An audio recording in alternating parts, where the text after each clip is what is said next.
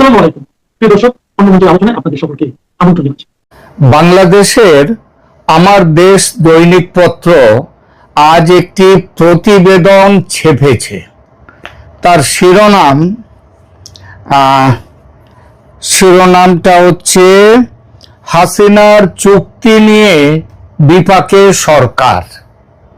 বক্তব্য বিষয় সীমান্তে ভারতের কাঁটাতারের বেড়া দেয়া, 1975-এর চুক্তি অনুযায়ী শূন্য রেখা থেকে 150 গজ জায়গা ছেড়ে ভারত সব জায়গাতে দিচ্ছে না বেড়া, এই বিষয়টা বাংলাদেশের আপত্তি গ্রাহ্য করছে না ভারত। কারণ দেখাচ্ছে 2010-এ হাসিনার সঙ্গে করা একটা চুক্তি অনুযায়ী, এবং 1975-এর চুক্তি খুব ভালো, তবে তার জন্য বঙ্গবন্ধুর নামে সুখ্যাতির একটা শব্দ নেই।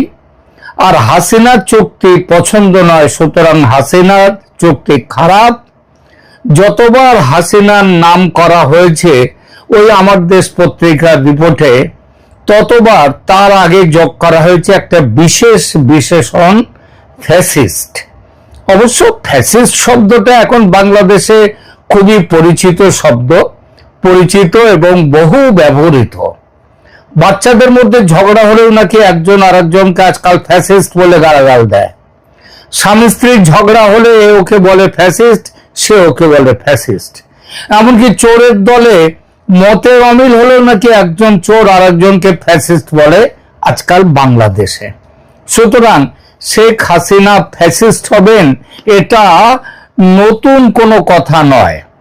আর আমার দেশ পত্রিকার নারীর যোগ যখন জামাত আর পাকিস্তানের সঙ্গে তার জন্মলগ্নে যখন ভারত বিরোধিতা, তখন হাসিনা ফ্যাসিস্ট কেন, আর মোহাম্মদ ইউনূস ফ্যাসিস্ট নয় কেন, কিংবা ভারতের সঙ্গে হাসিনা চুক্তি দেশের স্বার্থ বিসর্জন দিয়ে, আর আমেরিকার সঙ্গে ইউনূসের গোপন চুক্তি দেশের স্বার্থে, এসব নিয়ে প্রশ্ন তোলার, কেন দেশের স্বার্থে সেই চুক্তি, এসব নিয়ে প্রশ্ন তোলার কোনো মানে হয় না। সুতরাং আসা যাক কাঁটাতার 3 বিঘা দু দেশের সীমান্ত চুক্তির প্রসঙ্গে, যে বিষয় নিয়ে এই প্রতিবেদন। একটা উদাহরণ দিয়ে শুরু করি।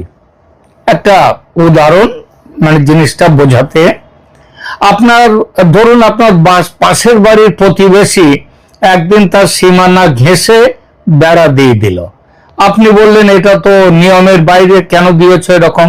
সে বলল আমি তো আমার জমিতে বেড়া দিচ্ছি, নিয়মের বাইরে হতে যাবে কেন?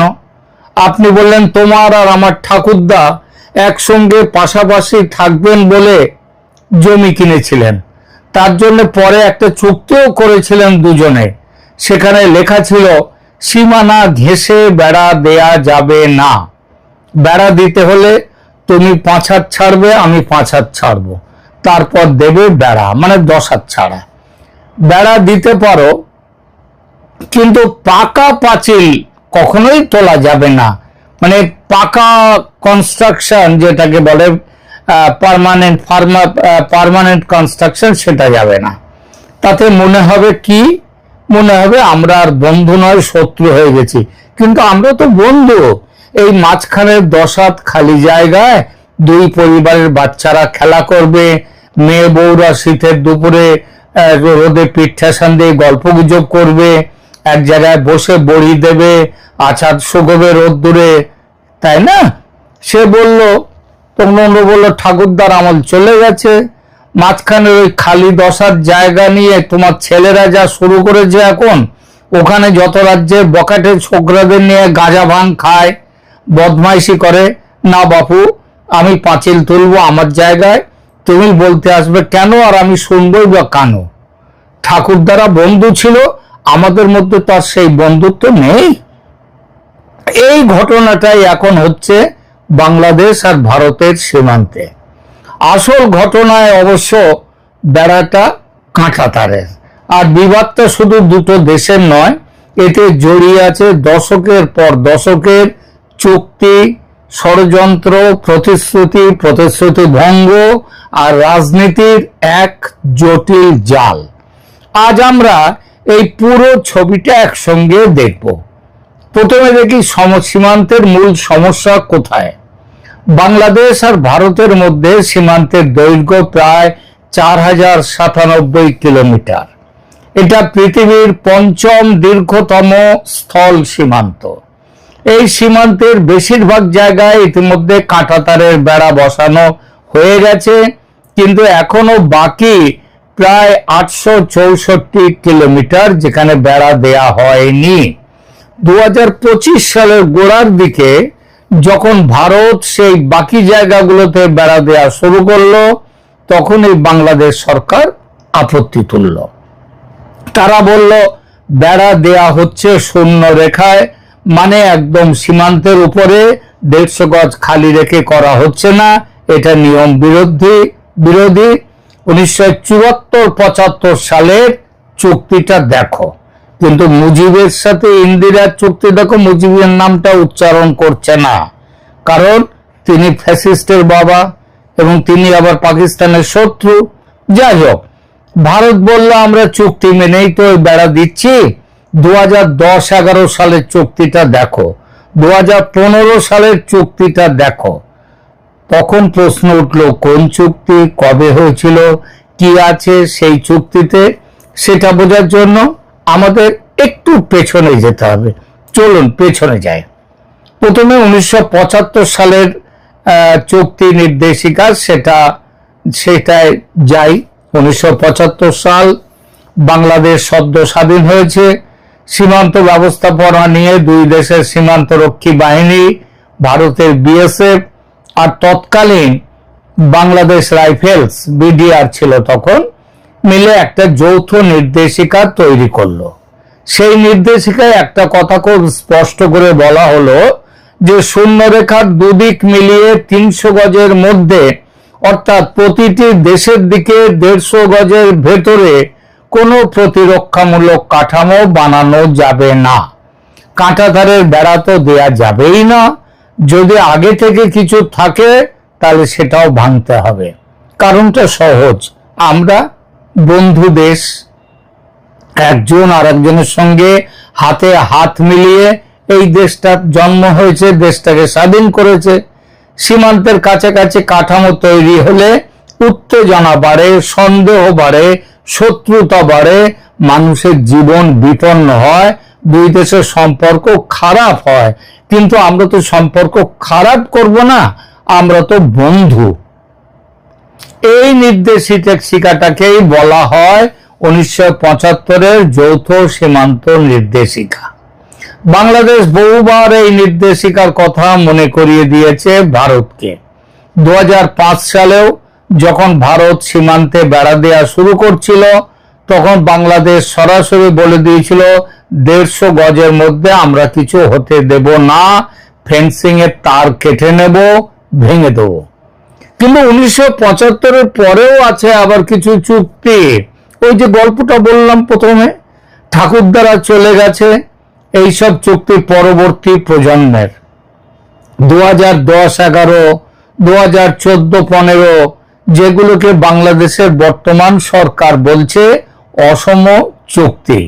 অসম চুক্তি কারণ এসব চুক্তি হচ্ছে হাসিনা আমলের, একটা নয় 4-4টে চুক্তি। কেন এই চুক্তি করার দরকার পড়েছিল সেসব এইবার তাহলে একটু বলি। শেখ হাসিনা যখন 2009 সালে ক্ষমতায় আসেন, তখন ভারত বাংলাদেশ সম্পর্ক একটা নতুন অধ্যায়ে ঢোকে। দিল্লি চাইছিল ঢাকার সঙ্গে সুসম্পর্ক বজায় রাখতে। মাঝখানে জিয়াউর রহমানের আমলে বিএনপি জামাত জোট সরকারের আমলে দুদেশের সম্পর্ক খুব খারাপ হয়েছিল। সেই 10 ট্রাক অস্ত্রের গল্প আছে না, ইত্যাদি। তাছাড়া নর্থ ইস্টের যারা সেখানে সন্ত্রাসী, তারা বাংলাদেশে বহাল তবিয়তে থাকছিল। তাদের ছেলেমেয়েরা ঢাকায় স্কুলে পড়াশোনা করছিল। শেখ হাসিনা এসে, এবং এর ফলে কি হয়েছিল, দুদেশের সম্পর্ক খুব খারাপ হয়েছিল। তখন শেখ হাসিনা এসে সম্পর্ক ফেরাবার চেষ্টায়, স্বাভাবিক করার চেষ্টায় লাগলেন। আর সেই প্রেক্ষাপটে একের পর এক সীমান্ত সমঝোতা হতে লাগলো। প্রথম চুক্তি 2010-এর, এটা নিয়ে এই মুহূর্তে সবচেয়ে বেশি বিতর্ক। 2010 সালের এই চুক্তিটি কোন বিষয়ে, সেটা কিন্তু সীমান্ত থেকেও বড় জিনিস হচ্ছে 3 বিঘা করিডোরের বিষয়ে এই চুক্তি ছিল। 3 বিঘা করিডোরের নাম এখন খুব একটা, আমি অন্তত বাংলাদেশের সমস্ত পত্র পত্রিকা সোশ্যাল মিডিয়াতে শুনতে পাচ্ছি না আজকাল। 3 বিঘা চুক্তি 2010 সালে সেটা করেছিলেন শেখ হাসিনা। 2010 সালে 3 বিঘা করিডোর 24 ঘন্টা খোলা রাখার একটা চুক্তি হয়। এই 3 বিঘা করিডোরটা কি, সেটা হচ্ছে ভারতের ভেতরে যেমন বাংলাদেশের কিছু জায়গা, তেমনি আবার বাংলাদেশের ভেতরেও ভারতের কিছু জায়গা রয়েছে। তো এইখানটার জন্যই হচ্ছে এইগুলো একটা করিডোর না হলে বাংলাদেশের যে জায়গাগুলো ভারতের মধ্যে রয়েছে সেগুলো তো লোকজন, বাংলাদেশের অন্য অঞ্চলের লোকজন কি করে যাবে কিংবা তাদের সাথে যোগাযোগ থাকবে, তার জন্য একটা করিডোর হয়। এই করিডোরের নাম হচ্ছে 3 বিঘা করিডোর। এটা 24 ঘন্টা খোলা রাখার একটা চুক্তি হয়। কিন্তু এই চুক্তিতে একটি বিতর্কিত ধারা যুক্ত হয়। ধারাটা কি, অঙ্গার পোতা সেখানে শূন্য রেখার উপরেই কাঁটাতারের বেড়া নির্মাণের অনুমতি দেয় বাংলাদেশ, যা 150 গজ নিয়ম সেই 1975-এ ছিল, সেই নিয়মের ব্যতিক্রম। লালমনিরহাটের 3 বিঘা করিডোর সংক্রান্ত আলোচনার সময় একটা সমঝোতা হয়। কিছু নির্দিষ্ট জায়গায় শূন্য রেখার ওপরে কাঁটাতারের বেড়া দেওয়ার অনুমতি দেয়া হয়। 150 গজ খালি রেখে নয়, শূন্য রেখার ওপরে, মানে একদম যেখান থেকে জিরো লাইন তার ওপরে বেড়া দেওয়ার চুক্তি হয়। এটাই সেই চুক্তি যেটার কথা আমার দেশ পত্রিকা তাদের ওই প্রতিবেদনে দিয়েছে যে হাসিনার চুক্তি নিয়ে বিপাকে সরকার। কিন্তু কেন এই চুক্তিটা করা হয়েছিল পুরো প্রতিবেদনে সে সম্পর্কে একটা কথা নেই। কারণ এই চুক্তির ফলে 1975 সালের 150 গজের নিয়ম যেটা, সেটা ব্যতিক্রম হয়ে যায় কিছু ক্ষেত্রে। তার মানে 4000-এর মধ্যে মাত্র 800 কিলোমিটার এখন সেটা বাকি আছে সেখানে দিতে। তার মানে 4200 কিলোমিটার তো দেওয়া হয়ে গেছে, তখন কিন্তু ঝামেলা হয়নি। এখন তো হচ্ছে বিশেষ কিছু জায়গায়, পুরো জায়গায় নয়। এখন সেই নজিরের ওপর ভর করে ভারত বলছে আমরা তো 2010 সালে চুক্তি করেছি, সেখানে তো এইটা বলা নেই যে একেবারে 150 গজ রাখতেই হবে। দ্বিতীয় চুক্তি হলো 2011 সালের সেপ্টেম্বরে। ভারতের প্রধানমন্ত্রী মনমোহন সিং ঢাকায় আসেন। সেই সফরে 1974 সালের মুজিব ইন্দিরা চুক্তির একটা বাস্তবায়ন প্রোটোকল সই হয়। এতে কিছু এলাকায় শূন্য রেখায় বেড়া দেওয়ার বিষয়ে সম্মতি আরো স্পষ্ট করে বলা হয়। এখানে বলা হলো 150 গজ খালি রেখে বেড়া দেয়া যদি সমস্যা হয় তাহলে সেসব জায়গায় শূন্য রেখাতেই বেড়া দেয়া যাবে। 2011 সালের এই চুক্তির নামটা কি? নামটা হচ্ছে ভূমি সীমান্ত প্রোটোকল ও সমন্বিত সীমান্ত ব্যবস্থাপনা পরিকল্পনা, CBMP। 2011 সালের 6 সেপ্টেম্বর মনমোহন সিং ও শেখ হাসিনার মধ্যে স্বাক্ষরিত এই প্রোটোকলে সুনির্দিষ্ট কিছু এলাকায় শূন্য রেখায় বেড়া দেওয়ার বিষয়ে দুপক্ষ একমত হয়, বিশেষত ডাউকি, তামাবিল এইসব এলাকায়। এরপর 2014-15 সালে আরো একটা চুক্তি হয়। এই পর্যায়ের সবচেয়ে গুরুত্বপূর্ণ ঘটনা ছিল 1974 সালের অসম্পূর্ণ মুজিব ইন্দিরা চুক্তির চূড়ান্ত বাস্তবায়ন। ভারতের সংসদে পাশ করা হয় এই প্রস্তাব 2015 সালে। 6 মে রাজ্যসভায় আর 7 মে লোকসভায় এই ভোট হয়। সেখানে একবারে বিপুল ভোটে 331 শূন্য ভোটে সংশোধনী পাস হয়। এটা ছিল ভারতের সাংবিধানিক বাধ্যবাধকতা। কারণটা কি? কারণটা ওই যে 3 বিঘার কথা বললাম, ওই 3 বিঘা হস্তান্তর করতে গেলে ভারতের জমি, ভারতের মধ্যে বাংলাদেশের যে জায়গাগুলো ছিল, যে ছিটমহলগুলো ছিল, সেগুলো ছিল কম, তার মোট জায়গা কম, আসছি সেখানে। আর ভারতের যে জায়গাগুলো বাংলাদেশের ছিটমহল ছিল বাংলাদেশের ভেতরে, তাদের আয়তনটা বেশি। এর ফলে হলো কি, যখন হস্তান্তর হয়, সেই হস্তান্তরের জন্য ভারতের জমি কমে যায়। তো ভারতের সংবিধানে আছে যে এখানকার যে জমি রয়েছে, এদের ভূমি, তার থেকে যদি অন্য কোনো দেশকে দিতে গেলে কিংবা তাদের সাথে চুক্তি হতে গেলে, তার জন্য একটা সংসদের পাস করা চাই। তো এই জন্যে ছিটমহল বিনিময় হয় 31শে জুলাই 2015 মধ্যরাতে, আর 6 মে রাজ্যসভায় এবং লোকসভায় 7ই মে প্রস্তাব পাস হয় যে ভারতের জমি বেশি চলে যাচ্ছে, ওটা বাংলাদেশে চলে যাক। এইবার বলি কি বেশি, কারণ শেখ হাসিনা তো এই চুক্তি করেছেন। ভারতের 111টা ছিটমহল বাংলাদেশে ছিল, আর বাংলাদেশের 51টা ছিটমহল ভারতে ছিল। এটা মানে বাংলাদেশের এটা ছিল জমির হিসেবে। বাংলাদেশ যখন ওর জায়গাটা নিয়ে নিল, অর্থাৎ বাংলাদেশের ভেতরে ভারতের ছিটমহলটা বাংলাদেশ নিয়ে নিল, আর ভারতের ভেতরে বাংলাদেশের ছিটমহলগুলো ভারত নিয়ে নিল। এর ফলে জমির হিসেবে বাংলাদেশ প্রায় 10,050 একর জমি বেশি পেয়ে গেল, যা আগের আলোচনায় আমি উল্লেখ করেছি।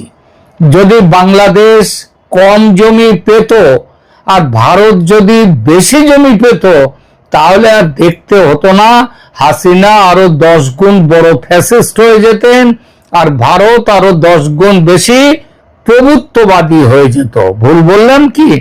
প্রিয় দর্শক, এই বিষয়টা কমেন্ট করে জানাবে। তার মানে ছিটমহলের যে লেনদেন হলো, বিনিময় হলো, তার ফলে জমির পরিমাণ 10,000 একর বেড়ে গেল বাংলাদেশের। বাংলাদেশের আয়তন 10,000 একর বেড়ে গেল। বাংলাদেশের অন্তর্বর্তী সরকারের স্বরাষ্ট্র উপদেষ্টা যখন ছিলেন জাহাঙ্গীর আলম চৌধুরী, তিনি বলেছেন 2010 থেকে 2023 সালের মধ্যে সীমান্তে ভারতের সঙ্গে অনেক অসম চুক্তি হয়েছে। বক্তব্য তার মানে হচ্ছে ভারতের লাভটা বেশি হয়েছে, বাংলাদেশের লাভ হয়নি। এই চুক্তিগুলোই নাকি সমস্যার কারণ।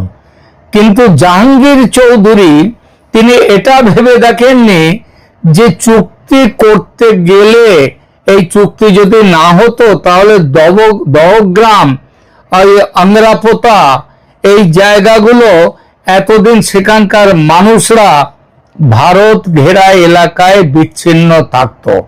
তাদেরকে নিয়ে আসার চুক্তি করে বাংলাদেশ 10,000-এর উপরে একরের বেশি জমি পেয়ে গেল। চুক্তি একতরফা হয় না স্যার, কিছু তুমি দেবে, আমি কিছুও দেব, আমি সব দেব, আমি সব নেব, তুমি কিছু দেবে না, এই নিয়ে কোনোদিন চুক্তি হয় না। আর এটা চুক্তি হয় না। সুতরাং অসম চুক্তি বলার আগে একটু ভালো করে ভেবে দেখুন আপনি কি পেয়েছেন আর আপনি কি দিয়েছেন।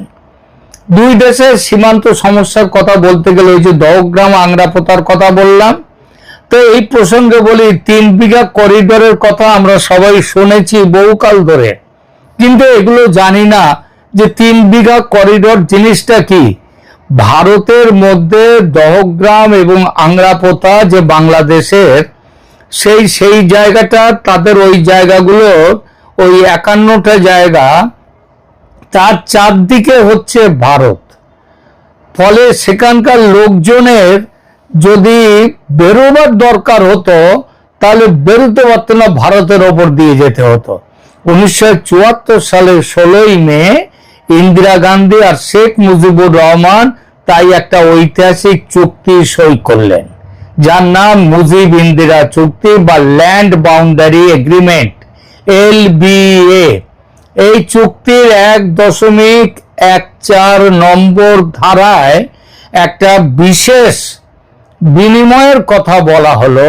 বাংলাদেশ ভারতকে দেবে তার অংশ, মানে দক্ষিণ বেরুবাড়ি কোচবিহার জেলার একটি এলাকা, যার আয়তন প্রায় 7.39 বর্গ কিলোমিটার, আর বিনিময়ে ভারত বাংলাদেশকে দেবে 3 বিঘা করিডর, যার মাত্র 178 মিটার লম্বা আর 85 মিটার চওড়া। সেই একটা ভূমির স্ট্রিপ, এটা পাটগ্রামে। এই স্ট্রিপটা এত গুরুত্বপূর্ণ কেন? কারণ বাংলাদেশের লালমনিরহাটের দহগ্রাম, আংরাপোতা, ছিটমহল, যেটা সম্পূর্ণভাবে ভারতীয় ভূখণ্ড দিয়ে ঘেরা, সেই ছিটমহলের সঙ্গে বাংলাদেশের মূল ভূখণ্ডের একমাত্র সংযোগ এই করিডরটা। এই করিডর না থাকলে দহগ্রামের মানুষ পুরোপুরি বিচ্ছিন্ন। বাংলাদেশ চুক্তির শর্ত মেনে দক্ষিণ বেরুবাড়ি ভারতকে বুঝিয়ে দিল, কিন্তু ভারত সঙ্গে সঙ্গে 3 বিঘা দিতে পারলো না। না পারার কারণ ওই যে বললাম একটু আগে, সাংবিধানিক জটিলতা। ভারতের সংবিধান অনুযায়ী ভারতীয় ভূখণ্ড অন্য কোনো দেশকে দিতে হলে সংসদের উভয় কক্ষে 2/3 সংখ্যাগরিষ্ঠতায় সাংবিধানিক সংশোধনী পাশ করতে হয়। আর রাজনৈতিক পরিস্থিতি এতটাই বিরূপ ছিল যে সেটা সম্ভব হচ্ছিল না। কারণটা স্পষ্ট, দক্ষিণ বেরুবাড়ির অধিকাংশ মানুষ হিন্দু, তারা ভারতে থাকতে চেয়েছিলেন, কিন্তু চুক্তি মেনে তাদের বাংলাদেশের অধীনে চলে যাওয়ার কথা ছিল। এই মানুষগুলো আন্দোলন করেছেন, সংসদে লবি করেছেন, আর কোন সরকার এর রাজনৈতিক মূল্য তারা বুঝছিল, তারা রাজনৈতিক মূল্য হারাতে রাজি ছিল না। ফলে 18 বছর কেটে গেল, 3 বিঘা মেলেনি। 1992 সালে কিছুটা সমাধান হলো, কিন্তু অর্ধেক। এই করিডোরটা বাংলাদেশকে চিরস্থায়ী ইজারায় দেয়া হলো, মানে বাংলাদেশ ব্যবহার করতে পারবে, কিন্তু মালিকানা থাকবে জায়গাটার ভারতের। আর সেই করিডোর খোলা থাকতো কতক্ষণ? দিনের আলো যতক্ষণ, তারপর বন্ধ। ফলে দহগ্রামের মানুষ রাত হলে বাইরে বেরোতে পারত না, অসুস্থ হলে হাসপাতাল নেই, থানা নেই, পৃথিবীর সঙ্গে যোগাযোগ নেই। 2011 সালে শেখ হাসিনা সরকার এবং মনমোহন সিং এর সরকার মিলে করিডোরটা 24 ঘন্টা খোলা রাখার চুক্তি করে। 19 অক্টোবর 2011 শেখ হাসিনা নিজে দহগ্রাম গিয়ে সেই করিডোরের উদ্বোধন করেন। সেদিন দহগ্রামের মানুষের আনন্দের সীমা ছিল না। আজ অবশ্য তারা ভুলে গেছে, রাজনৈতিক নেতারা সেদিনে সেই আনন্দ ভুলিয়ে দিয়েছে। কিন্তু গল্প তো শেষ হলো না, শেষ হলো আরো বছর, প্রায় 3-4 বছর পরে।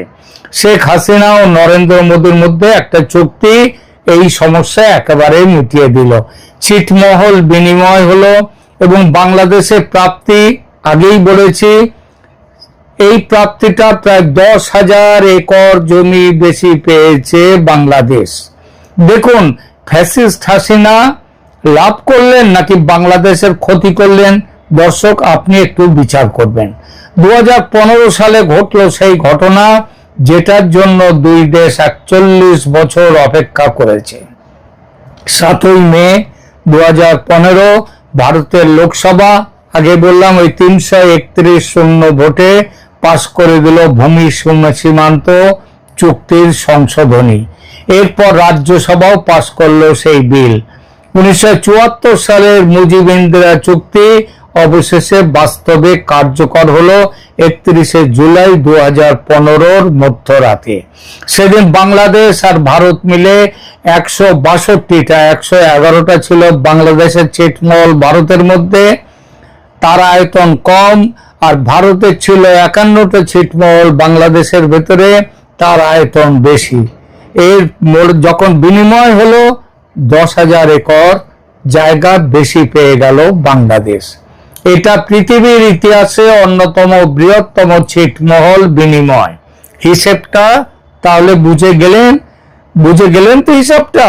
বাংলাদেশ তাহলে জমির পরিমাণে বাংলাদেশ পেল 17,160 একর, আর ভারত পেল 7,100 একর। মানে 10,060 একর জমি, ভারতের 10,050 একর 60 একর জমি বেশি পেল বাংলাদেশ। এটাই সেই কারণ যে কারণে ভারতের সংসদে এই চুক্তি পাস করাতে এত সময় লেগেছিল। কিন্তু সমাধান আজকে আর ওই 3 বিঘা করিডোরের সমস্যা নেই। সীমান্তের খোলনলচের গল্পটা তাহলে পেলেন। তাহলে বর্তমান বিরোধ এবং সেই বিরোধ কারা তৈরি করছে সেটা আপনি বিচার করুন। ভারত এখন সেই 864 কিলোমিটার বাকি সীমান্তে বেড়া দেওয়া শুরু করেছে, আর সেই বেড়া অনেক জায়গায় শূন্য রেখার উপরে বা খুব কাছে দেয়া হচ্ছে। এটা তো ওই 2010-11 এই সব চুক্তিতে তো সেগুলো মেনে নেওয়া হয়েছে। বাংলাদেশ বলছে এটা 1975 সালের নির্দেশের লঙ্ঘন। ভারত বলছে না, আমরা হাসিনার সঙ্গে যে চুক্তি করেছিলাম সেটা মেনেই করেছি এবং সেটা মেনেই এখন বেড়া দিচ্ছি। আর এখানেই আসল রাজনৈতিক প্রশ্ন। বাংলাদেশের অন্তর্বর্তী সরকার এই চুক্তিগুলোকে অসম বলছে, তারা চাইছে এগুলো বাতিল হোক। তার মানে ভারত চুক্তি বিরোধী কাজ করছে কথা তারা বলছে না, তারা চাইছে বাতিল হোক চুক্তি। তাহলে কি বাতিল হবে? চুক্তি বাতিল হলে ওই 3 বিঘা, 10 গ্রাম, আংরাপোতা যে ছিটমহল বিনিময় সেগুলোও বাতিল করতে হবে। কূটনৈতিক বাস্তবতা হলো দ্বিপাক্ষিক চুক্তি বাতিল করা ততটা সহজ নয় যতটা বক্তৃতায় দেয়া যায়।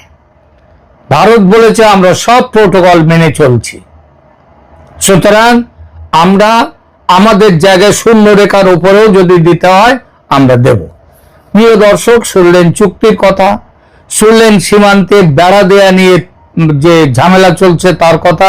এবার আপনি বলুন, হাসিনা আমলের চুক্তিগুলো নিয়ে প্রশ্নটা যে এগুলো যে প্রশ্ন উঠছে এগুলো কি সত্যি অসম? এগুলো কি সত্যি বাংলাদেশের স্বার্থ বিরোধী, নাকি ভূ রাজনৈতিক বাস্তবতায় এটা এই রকম ছোটখাটো আপোষ, এই আপোষ করতেই হয়, আর সে আপোষে তো বাংলাদেশের লোকসান হয়নি? এই প্রশ্নের উত্তর রাজনৈতিক বিশ্লেষকরা ভিন্নভাবে দেবেন, কারণ তারা তাদের মতো করে বাংলাদেশের আমার দেশ যেমন দিয়েছে তেমনই দেবে। এই বিষয়ে আপনি কি ভাবছেন কমেন্ট করে জানান। আপনি কি মনে করেন হাসিনা সরকারের এই চুক্তিগুলো সত্যিই অসম ছিল, নাকি ভারতের সঙ্গে সম্পর্কের জন্য কিছুটা ছাড় দেয়া জরুরি ছিল? লাইক করুন, শেয়ার করুন, আর ক্যালকাটা ডায়ালগসের সঙ্গেই থাকুন। পরের ভিডিওতে দেখা হবে। ধন্যবাদ।